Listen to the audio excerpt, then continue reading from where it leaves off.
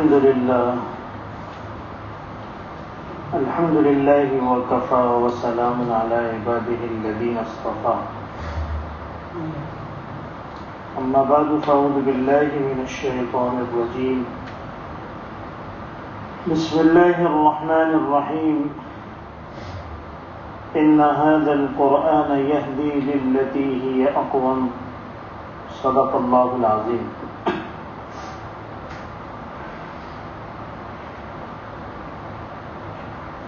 قرآن کریم کے تعلق سے گزشتہ 3-4 ہفتوں سے گفتگو ہو رہی ہے.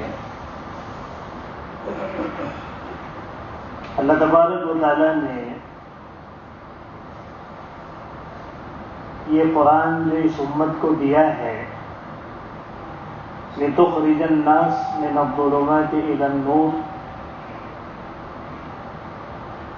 یہ قرآن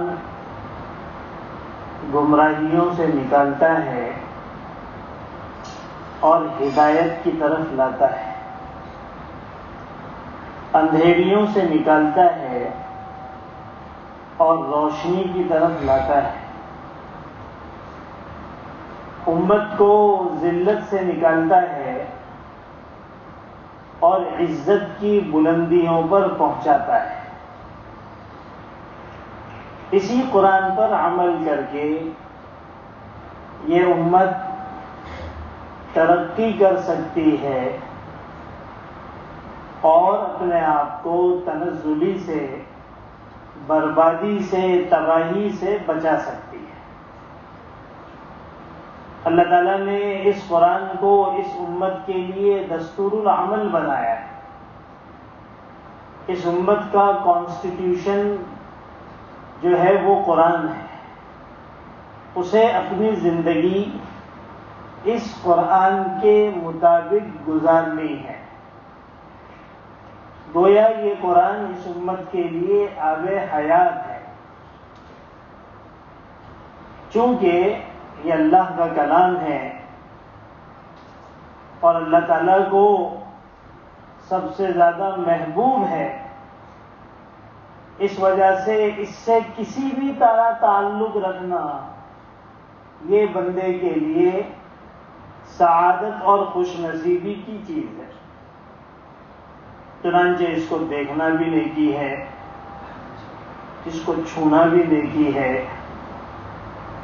اس سے محبت رکھنا بھی نیکی ہے، اس کا پڑھنا بھی، اس کا سننا بھی، اس کا پڑھانا بھی، اس کا سنانا بھی، اس کی تعلیم بھی، اس کا سکھانا بھی، اس کے معانی اور اس کے تفسیر کو بیان کرنا، سمجھنا، یہ ساری چیزیں عبادت ہیں. یہ ساری چیزیں اللہ کو بہت زیادہ پسند ہیں. اسی وجہ سے حدیث پاک میں آتا ہے خیرکم من تعلم القرآن وعلمہ، تم میں سب سے بہترین انسان وہ ہے جو قرآن سیکھتا ہے اور قرآن سکھاتا ہے. دنیا کا پیمانہ اگرچہ الگ ہو کہ بہترین انسان کسے کہا جائے، الگ الگ پیمانے ہیں. کسی کے یہاں پر بہترین انسان کا پیمانہ یہ ہے کہ وہ بہت اونچے عہدے والا ہو. کسی کے یہاں پر پیمانہ یہ ہے کہ وہ بہت دولت مند ہو. کسی کے یہاں پر پیمانہ یہ ہے کہ وہ ایکیڈمک لائن سے بہت تعلیم یافتہ ہو، سائنسداں ہو، بہت بڑا ڈاکٹر ہو، فلاں ہو، چنا ہو اور چنی ہو. یہ پیمانے ہیں دنیا کے. لیکن جس نے پیمانہ بنایا، جو پیمانہ پیدا کرنے والا ہے، وہ کیا کہلوا رہا ہے کہ تم میں سب سے بہترین انسان، کہ اس سے بہتر کا تصور ہی نہیں ہو سکتا. وہ کون ہے؟ من تعلم القرآن، جو قرآن سیکھتا ہے اور قرآن سکھاتا ہے. یہ اللہ کے نزدیک اور اس کے رسول کے نزدیک سب سے بہترین لوگ ہیں. کیوں؟ اس لیے کہ ان کا تعلق قرآن سے ہے. اسی وجہ سے صرف قرآن کے پڑھنے پر اللہ تعالیٰ نے بے شمار نیکیاں رکھی. حدیث پاک میں آتا ہے کہ جو شخص قرآن شریف کو دیکھ کر پڑھتا ہے یا بغیر دیکھے پڑھتا ہے، چاہے سمجھ کر پڑھے چاہے بنا سمجھے پڑھے، ایک حرف کے پڑھنے پر اسے 10 نیکیاں ملتی ہیں. اللہ کے رسول فرماتے ہیں کہ میں یہ نہیں کہتا کہ الف لام میم ایک حرف ہے، بلکہ الف ایک حرف، لام ایک حرف اور میم ایک حرف. گویا آپ نے الف لام میم پڑھا تو آپ کو 30 نیکیاں ملی. اور اس طرح سے آپ پڑھتے جائیے اور اپنے کھاتے میں نیکیوں کا اضافہ کرتے جائیے. قرآن یہ وہ چیز ہے جو اپنے پڑھنے والے کی شفاعت کرے گا، جو اپنے حق کے ادا کرنے والے کی شفاعت کرے گا. کہ جس وقت ہر انسان ایک ایک نیکی کا محتاج ہوگا اور اولاد والدین کو چھوڑ دیں گے، شوہر بیوی کو چھوڑ دے گی، بیوی شوہر کو چھوڑ دے گی، دوست دوست کو، بھائی بھائی کو، بھائی بہن کو، ہر ایک دوسرے سے بھاگتا پھرے گا. ایسے موقع پر قرآن شفیع بن کر سامنے آئے گا کہ یہ بندہ جو آج نیکیوں کا محتاج ہے، اے اللہ یہ میرا حق ادا کرتا تھا، مجھ سے محبت کرتا تھا، میری تلاوت کرتا تھا، تو میری شفاعت اس کے حق میں قبول فرما اور اس کو جہنم سے بچا دے. حدیث پاک میں آتا ہے کہ قرآن یہ وہ شفیع ہے جس کی شفاعت قبول کی جائے گی. اللہ تعالیٰ اس کی شفاعت کی وجہ سے اس کی بخشش فرما دے گا. ایسے بے شمار فضائل قرآن کریم کے احادیث میں آپ کو ملیں گے. اور وہی جو لوگ قرآن سے تعلق نہیں رکھتے ہیں، قرآن کا حق ادا نہیں کرتے ہیں، تو ان کے حق میں قرآن کی بد دعا کا تذکرہ بھی قرآن ہی میں موجود ہے کہ اللہ انہوں نے مجھ سے تعلق نہیں رکھا، مجھ کو کبھی پڑھا نہیں، مجھ کو سیکھا نہیں، مجھ پر عمل نہیں کیا، انہیں مجھ سے محبت نہیں تھی، اب تو ان کے ساتھ اپنا جو معاملہ ہے کر لے. آپ سمجھ سکتے ہیں کہ اس کا نتیجہ کیا ہوگا.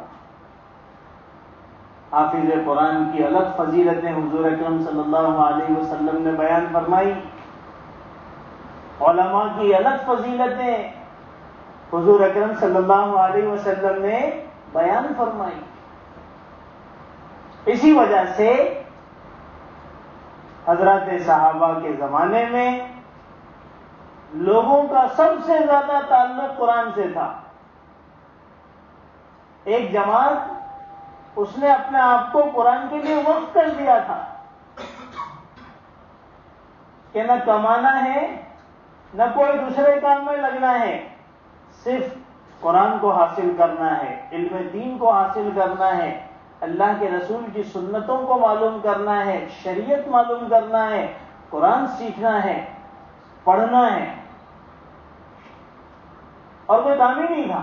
اصحاب صفہ جن کا اتنا بڑا درجہ ہے، جو سب سے پہلا مدرسہ اور حضور اکرم صلی اللہ علیہ وسلم کی یہ طلبہ اور یہ شاگرد تھے،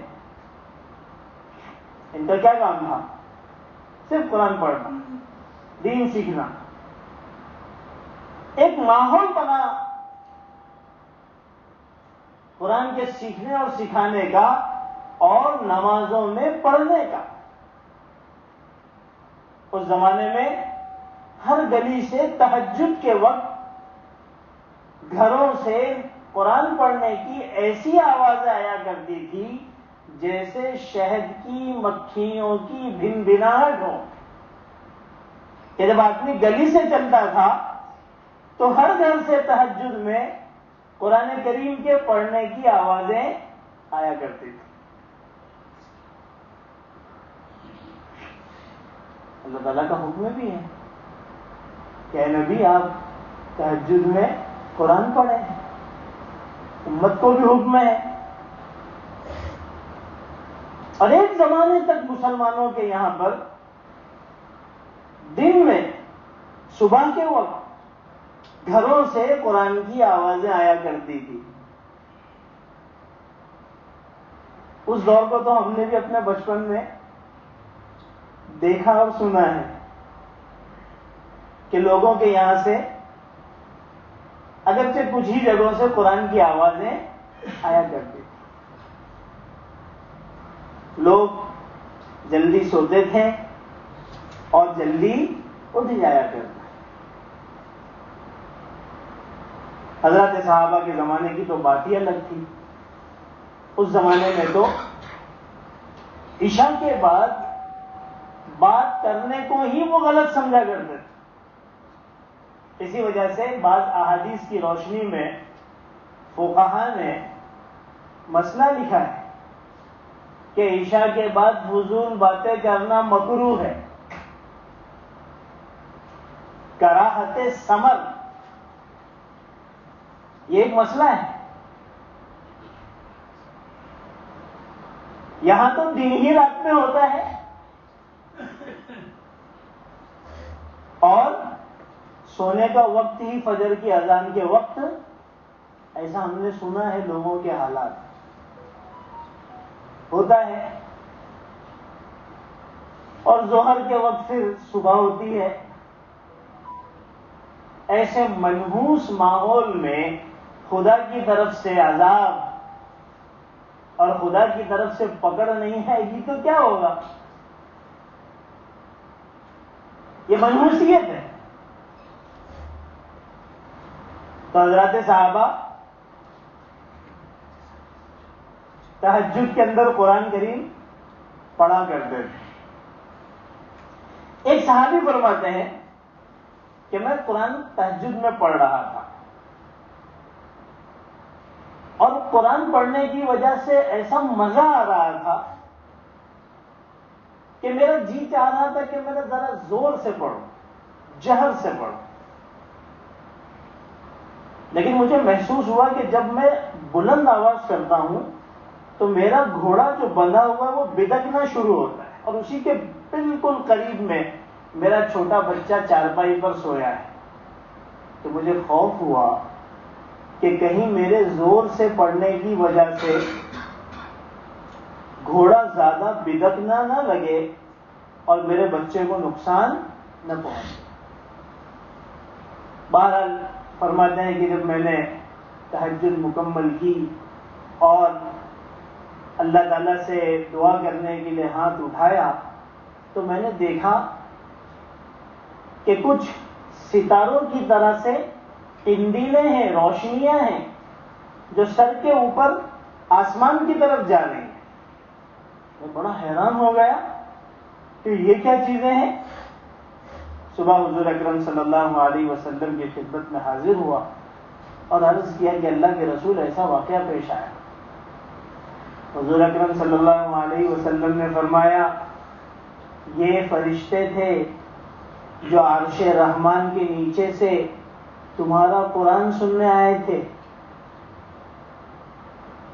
اللہ تعالیٰ کو قرآن اتنا پسند ہے. فرمایا کہ اگر تم اسی طرح سے قرآن پڑھتے رہتے تو آج مدینہ والے اپنے آنکھوں سے فرشتوں کو دیکھ لیتے. یہ قرآن کی برکت ہے, قرآن سے رحمتیں نازل ہوتی ہے.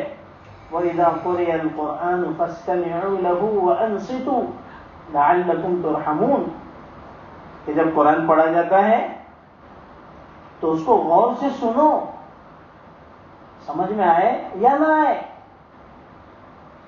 وَأَنصِتُوا خاموش رہو. کیوں؟ تاکہ تم پر رحمت کی بارشیں ہوں.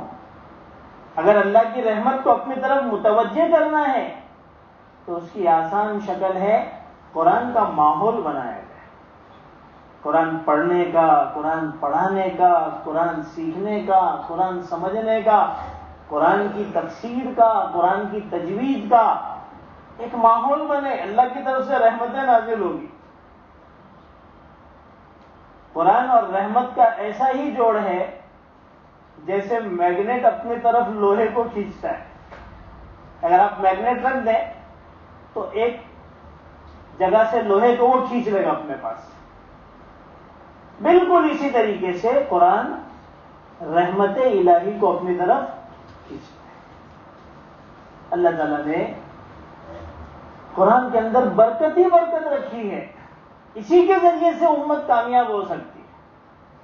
دنیا کی ساری ٹیکنالوجی اور دنیا کے سارے علوم اور سارے فنون اور اکیڈمک جتنے بھی چیزیں ہیں، یہ اس امت کی کامیابی کی ضمانت نہیں ہے۔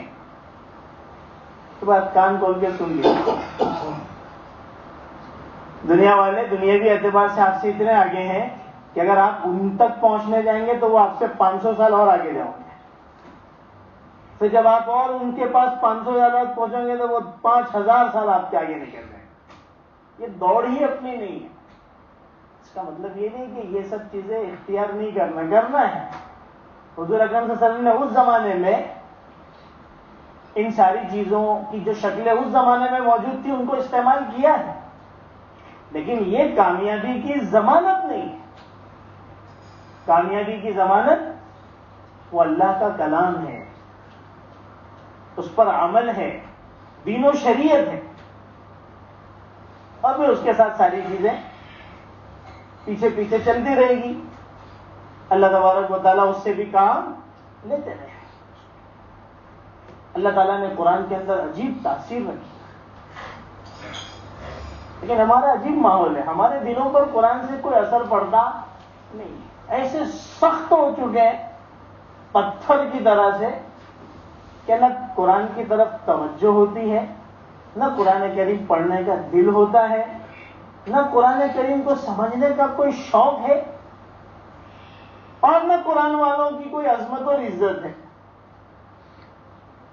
عجیب ماحول ہے۔ حالانکہ یہ قرآن ایسا ہے کہ اس کا اثر ملحدین اور منکرین خدا کے دل پر بھی ہوتا ہے۔ اب ہم اپنا اندازہ لگائیں کہ ہمارے دل کا کیا حال ہے۔ میں آپ کو ایک واقعہ سناتا ہوں۔ قاری عبد الباسط عبد الصمد کا نام ہم نے سنا ہوگا۔ اللہ تبارک و تعالیٰ نے ان کو قرآن کے تعلق سے جو شہرت، جو عزت عطا فرمائی، وہ شاید اب تک دنیا میں کسی اور کو حاصل نہیں۔ اللہ تعالیٰ ہے جس کا جس سے تعلق جوڑ دے۔ اللہ تعالیٰ نے ان کی آواز کو اپنے بارگاہ میں قبول کیا، قرآن سے لگا دیا۔ ورنہ محمد رفیع کی آواز بھی ہم نے سنی ہے کہ بہت خوبصورت تھی، لیکن اللہ نے اپنے بارگاہ میں قبول نہیں کیا، وہ کسی اور جگہ پر گئی، حالانکہ شریف آدمی تھا، لیکن یہ قبولیت کی بات ہے۔ تو مصر کا جو صدر تھا جمال عبد الناصر، ایک مرتبہ اس کا سفر 1987 میں رشیا کا ہوا، جس زمانے میں کمیونزم عروج پر تھا۔ وہاں کے لوگ کمیونسٹ تھے، خدا کے منکر، انکار کرنے والے۔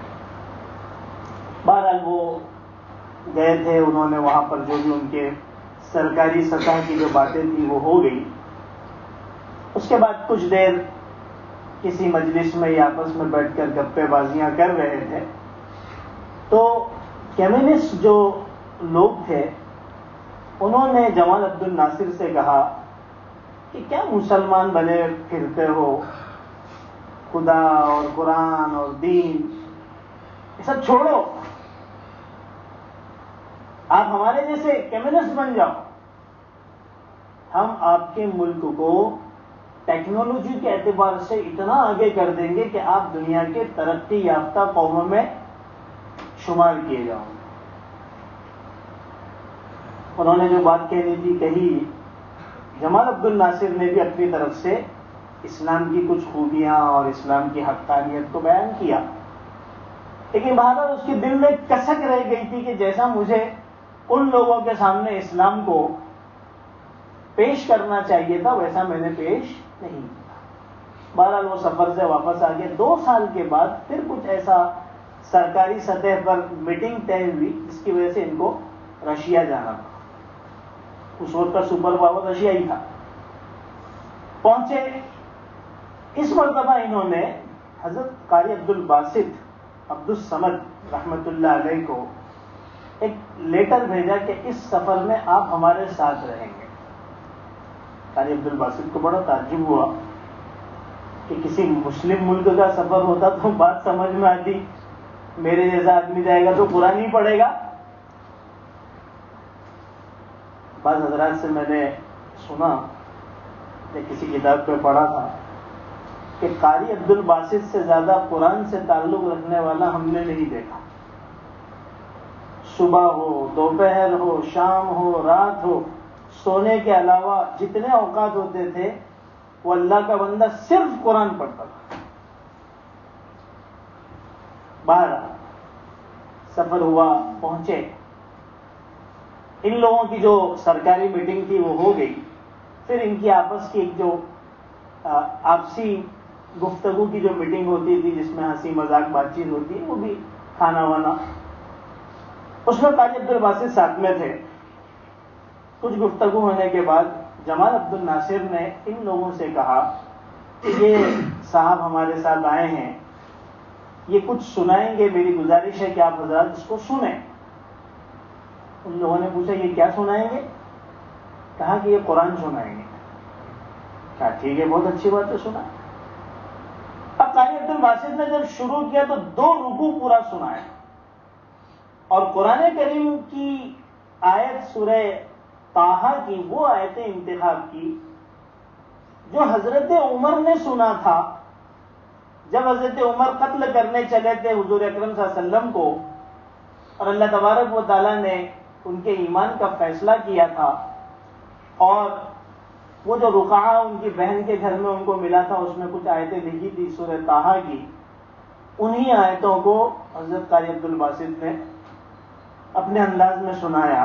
جب 2 رکوع مکمل ہو گئے، وہ کہتے ہیں کہ جب میں نے اپنی آنکھ کھولا، کیونکہ جب وہ پڑھتے تھے تو آنکھیں بند کر لیتے، تو میں نے دیکھا کہ یہ بڑے بڑے آفیسر اور بڑے بڑے عہدیدار جو میرے سامنے بیٹھے ہیں ان میں سے کئی بے تحاشا آنسوؤں سے رو رہے ہیں. حالانکہ نہ ان کو عربی آتی ہے، نہ ان کو قرآن کے بارے میں کچھ پتا ہے، نہ اس کے معانی کو سمجھ رہے ہیں، لیکن بے تحاشا رو رہے ہیں. تو جمال عبد الناصر نے ان سے پوچھا کہ بھئی آپ لوگ کیوں رو رہے ہیں؟ انہوں نے کہا ہم کو بھی پتا نہیں کہ ہم کیوں رو رہے ہیں، لیکن یہ جو پڑھ رہے ہیں ان کا ہمارے دل پر ایسا اثر ہے کہ ہماری آنکھیں اس کو برداشت نہیں کر پا رہی اور ہم رو رہے ہیں. یہ ہے قرآن کریم کی تاثیر کہ جو خدا کے منکر ہیں ان کے دلوں پر بھی اس طرح کا اثر ہو رہا ہے. لیکن ایک ہم مسلمان ہیں ایسے سخت پتھر دل ہو چکے ہیں کہ ہمارے دلوں پر اس کا کوئی اثر نہیں، کوئی تعلق ہی نہیں. یہ اللہ کی طرف سے جو مار پڑ رہی ہے یہ ایسے ہی نہیں ہے. ایک وقت آئے گا جب اللہ اپنے کلام کو اٹھا لے گا. اس سے پہلے ہم اپنا تعلق قرآن سے جوڑ لیں. اللہ تعالیٰ نے اس میں برکتیں رکھی ہیں، رحمتیں رکھی ہیں. اللہ تعالیٰ نے اس میں شفا رکھا ہے. شفاء لما فی الصدور، دلوں کے اندر جو بیماریاں ہیں اس کے لیے قرآن شفا ہے. سورہ فاتحہ میں شفا، معوذتین میں شفا، سورہ علم نشرح میں شفا، سورہ بقرہ میں شفا، آیت الکرسی شفا ہی شفا، اور پورا قرآن شفا ہے. ہر مسئلے کا اس میں حل ہے. ایک واقعہ پڑھا تھا بڑا عجیب کہ ایک صاحب غیر مسلم تھے، جوان تھے، 40-42 سال کی عمر تھی. ان کو کینسر ہو گیا. ڈاکٹر نے ہاسپٹل سے بھی ان کو چھٹی دے دی کہ بھائی اب ان کے لیے کوئی علاج نہیں ہے، یہ چند دنوں کے، بس ان کے چند دن باقی ہیں، اس کے بعد یہ دنیا سے رخصت ہو جائیں گے۔ بیچارہ وہ گھر آیا، غیر مسلم تھا، پریشان رہتا تھا کہ اب چند دن باقی ہیں، اس کے بعد تو دنیا سے چلے جانا ہے۔ ایک مرتبہ بیوی بیٹھی تھی ساتھ میں، پیار محبت کی باتیں ہو رہی تھی، اس نے اس سے کہا کہ بھائی اب تو ہمارا چند دنوں کا ساتھ ہے، کیونکہ اب میرے لیے کوئی علاج ہی نہیں ہے، بعض کینسر ایسے ہوتے ہیں۔ بیوی نے کہا اگر تم مجھ سے ایک وعدہ کرو تو میں تمہیں ایک ایسی چیز پلاؤں گی جس سے تم اچھے ہو جاؤ۔ وہ حیران ہو گیا، ارے بھائی تم کیا میرے کو پلاؤں گے؟ سارے ڈاکٹروں نے ہاتھ اٹھا لیا ہے، کوئی دوائی نہیں ہے میرے لیے، ایسی کیا چیز ہو سکتی؟ اس نے کہا کہ مجھ سے وعدہ کرو، جو میں کہوں گی وہ تمہیں کرنا ہوگا، اگر تم اچھے ہو گئے اور تم یقیناً اچھے ہوں گے، شرط یہ ہے کہ تم میرا وعدہ پورا کرو گے۔ اب ظاہر سی بات ہے کہ اتنا بڑا گفٹ کسی کو مل جائے، چانس، تو بالکل میری طرف سے وعدہ ہے۔ اس نے کہا بہت اچھی بات ہے۔ اس نے کہا تم اس طرح سے بیٹھ جاؤ۔ وہ بھی کرسی پر بیٹھ گئی اور ایک اس نے لوٹے میں پانی لایا اور پانی پر وہ کچھ پھونک پڑھ کے پھونک رہی تھی، اور ایک گنتی جب اس نے پوری کر لی تو اس کے بعد اس نے اس پانی کو اپنے شوہر کو دیا کہ اس میں سے تھوڑا تھوڑا آپ پیتے رہو، جب آپ کو پیاس لگے اس میں سے آپ کو پینا ہے۔ اس نے بھی چالو کیا۔ کچھ ہی روز گزرے تھے کہ اس کو اپنے اندر صحت محسوس ہونے لگی، وہ ہیلدی اپنے آپ کو محسوس کرنے لگا۔ اس نے کہا کہ مجھے اپنے اندر کافی تبدیلی نظر آ رہی ہے، میں چاہتا ہوں کہ میں اپنی رپورٹ کراؤں۔ اب جب رپورٹ کرایا تو اس میں کینسر نیگیٹو بتا رہا ہے، تو پریشان ہو گیا، رپورٹ لے کے آیا۔ تو بیوی نے کہا کہ ایک کام کرو، ایک اور جگہ سے کراس چیکنگ کے حساب سے رپورٹ کرا لو۔ بولا ہاں بالکل کرانا چاہیے، کیونکہ یہ تو ایک عجوبہ ہو گیا، چمتکار اور کرشمہ ہو گیا۔ دوسری جگہ سے رپورٹ کرایا، وہاں سے بھی کینسر نیگیٹو، بالکل ہے ہی نہیں کینسر۔ بڑا پریشان اور خوش بھی ہو رہا ہے، ارے بھائی کسی کو نئی زندگی مل جائے اس سے بڑھ کر کوئی چیز ہوتی ہے؟ شوگر والا اگر رپورٹ کراتا اور اس کا 80 اور 120 آ جائے تو اس کے قدم اٹھتے نہیں ہیں، خوشی سے اس کا حال یہ ہو جاتا ہے کہ میرا شوگر ایک دم لیول پر ہے، برابر۔ تو جس کا کینسر ہو، جو لا علاج کینسر قرار دیا گیا ہو اور وہ موت کے دن گن رہا ہو، اس کو پتا چل جائے کہ میرا نیگیٹو، تو اس کا کیا حال ہوگا؟ اب بیوی نے کہا کہ بھائی وہ جو میں نے وعدہ کیا تھا، دلایا تھا تم کو کہ تم کو میری بات ماننی ہوگی، وہ پورا کرو۔ اس نے بولا وہ کیا ہے؟ ابھی تک اس کو پتا نہیں۔ اس نے کہا کہ آپ کو مسلمان ہونا پڑے گا۔ اب یہ سننا تھا کہ وہ چونک گیا، مسلمان ہونا پڑے گا؟ کیا تم مسلمان ہو؟ بولا ہاں میں مسلمان ہوں۔ اس کی بیوی بولنے لگی بس تم میرا وعدہ پورا کرو تو مسلمان ہو جاؤ۔ اس نے کہا کہ مجھے تو سمجھ میں نہیں آ رہا، تو ایک ایسے باپ کی بیٹی ہے کہ تیرا باپ بھی کئی لوگوں کو ہندو بنانے کی کوشش میں رہتا ہے، اگر اس کو پتا چل جائے گا کہ تم مسلمان ہو تیری گردن کاٹ دے گا۔ اس نے کہا وہ ساری چیزیں چھوڑ دو، تم نے مجھ سے وعدہ کیا تھا، میں نے اپنا وعدہ پورا کیا، تم اپنا وعدہ پورا کرو۔ بہرحال اس نے بھی کلمہ پڑھ لیا، لیکن اس نے پوچھا کہ بھائی اس کے پیچھے کہانی کیا ہے وہ بتا۔ اب اس نے اپنی کہانی سنائی کہ جب میں چھوٹی تھی، ہندو گھرانے کی تھی، میری ایک اسکول کی سہیلی تھی جو ایک مسلمان گھرانے کی تھی، اور اس کی ماں بچوں کو قرآن پڑھایا کرتی تھی۔ میں بھی اپنی سہیلی کے ساتھ بیٹھ جایا کرتی تھی، ذہن تیز تھا، اس کی ماں جو پڑھاتی تھی میری سہیلی کو میں بھی یاد کر لیا کرتی تھی۔ کچھ دن کے بعد میں نے کہا کہ خالہ جان مجھے بھی آپ پڑھا دیا کیجئے۔ انہوں نے مجھے پڑھانا شروع کر دیا، میں تنہائی میں پڑھتی سناتی، یہاں تک کہ پورا قرآن میں نے اس طرح سے پڑھ لیا۔ اب چونکہ گھر کے اندر سختیاں تھیں اس لیے میں سب کے ساتھ پڑھ نہیں سکتی تھی، چھپ چھپا کے میرا پورا قرآن الحمدللہ ہو گیا، یہاں تک کہ میں شادی کے لائق ہو گئی اور گھر والوں نے میری شادی تمہارے ساتھ طے کر دی۔ اب میں میری خالہ جان کے پاس آ کر خوب رو رہی تھی کہ ابھی تو میں شادی ہو کے چلے جاؤں گی، وہاں تو میرے پاس قرآن نہیں ہوگا، کیا کروں گی؟ قرآن کے بغیر تو میں رہ نہیں سکتی۔ ایک غیر مسلم ہے، قرآن سے اتنا تعلق ہو گیا کہ وہ قرآن کے بغیر رہ نہیں سکتی، اس کے لیے رو رہی ہے۔ تو خالہ جان نے کہا بیٹا تو فکر مت کر، میں کوئی ایسی ترکیب لگاؤں گی کہ تیرے ساتھ قرآن رہے گا۔ اس نے ان کے ماں باپ کو ایک پیغام بھیجا کہ بچی چونکہ میری بیٹی کے ساتھ بچپن سے لے کے کالج تک پڑھی ہے، بہت تعلق ہے، ہم بھی چاہتے ہیں کہ جہیز میں اس کو کچھ سامان دیں۔ وہ لوگ بھی خوش ہو گئے کہ اچھی بات ہے آپ دے دو۔ 7 جوڑے انہوں نے کہا کہ ہم اپنی طرف سے دیں گے، بہترین جوڑے تیار کیے گئے، ان جوڑوں کے بیچ میں انہوں نے قرآن کو رکھا اور اس کو بہت اچھی طریقے سے پیک کرایا اور درخواست کی کہ بہت بہترین اور اعلیٰ درجے کے کپڑے ہیں، ہماری خواہش ہے کہ اس پیکنگ کو لڑکی اپنے شوہر کے گھر ہی پر جا کے کھولے تاکہ شوہر دیکھے تو خوش ہو جائے۔ اللہ تعالیٰ پھر حکمت بھی دیتے ہیں۔ بہرحال اس طریقے سے اس کے ساتھ قرآن جو ہے وہ سسرال پہنچ گیا۔ وہ کہنے لگی کہ جب آپ آفس چلے جاتے تھے تو میں قرآن پڑھتی تھی،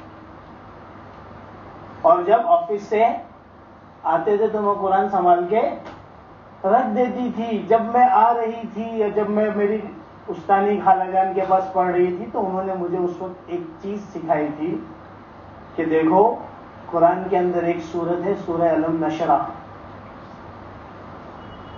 اس سورت میں اللہ تعالیٰ نے ہر بیماری سے شفا رکھی ہے۔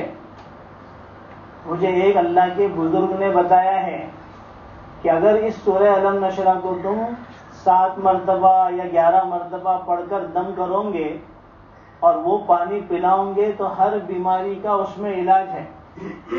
بیٹا جب بھی تم کو ضرورت کبھی پیش آئے تو اس عمل کو کر لینا۔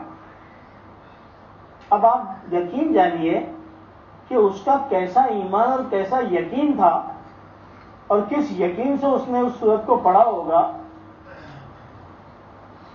کہتے ہیں نا کہ جو لوگ نئے مسلمان ہوتے ہیں ان کا ایمان بہت اعلیٰ درجے کا ہو۔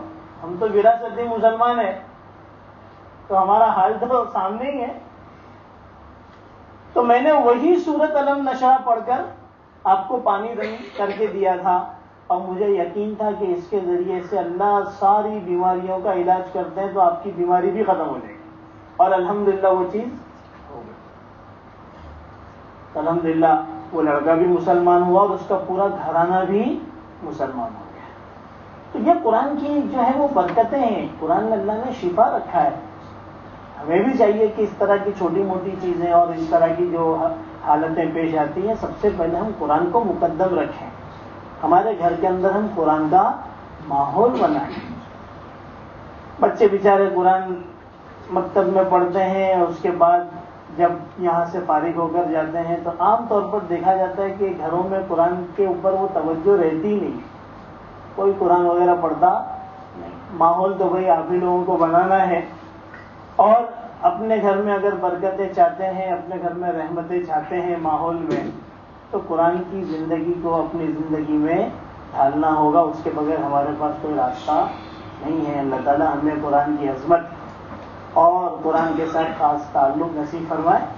وآخر دعوانا الحمد للہ رب العالمین۔